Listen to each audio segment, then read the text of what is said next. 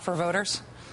I think it's a little late for Tancredo. I think the voters have already told him that he's not going to be in office again.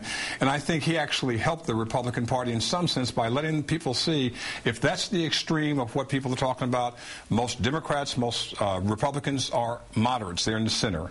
And Tancredo is not going to get our vote. My sense, there are 2 points, Rachel. One, ignore him or overwhelm him with more speech that's rational, that's sensible, that has something to do with the Constitution, with laws, with common sense.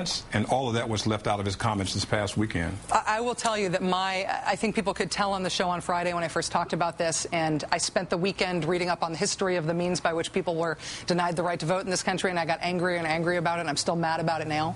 And I don't do my best work when I'm mad. But when I criticized the proposal by Mr. Tancredo on Friday, and the crowd responds to his speech as racist. And that is not an epithet that I use very often, and it's not something I mean in an all-purpose way. I mean it in a very specific way. People react to that allegation like you've thrown a bomb, like there's no way to constructively consider whether a statement or proposal is really racist. Are we less able to talk about race and racism than we used to be, or have we always been this hamstrung about it?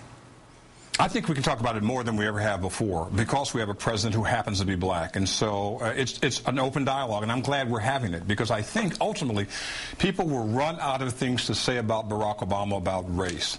The question is, does he have good judgment? Is he moving the country forward? Is he dealing with the issue of the economy? Is he trying to bring the soldiers home from these wars?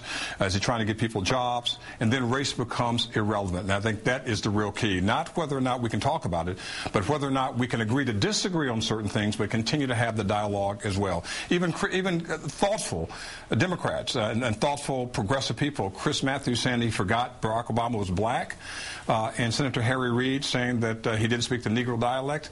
We need to do a lot of sort of race 101 across the political spectrum because it is the most controversial issue. I'm teaching a class here now, University of Miami Law School, with over 40 students from all over the world, and they understand that we're not in a post-racial America.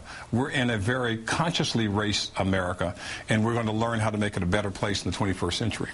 Tom Tancredo keeping us all in 101 as far as I'm concerned at this point. Professor Charles Ogletree, the director of the Charles Hamilton Houston Institute for Race and Justice at Harvard, and an eminent scholar of these and other matters. It's a real pleasure to have you on the show. It's an honor to have you here, sir. Thank you. Always my pleasure. Thank you.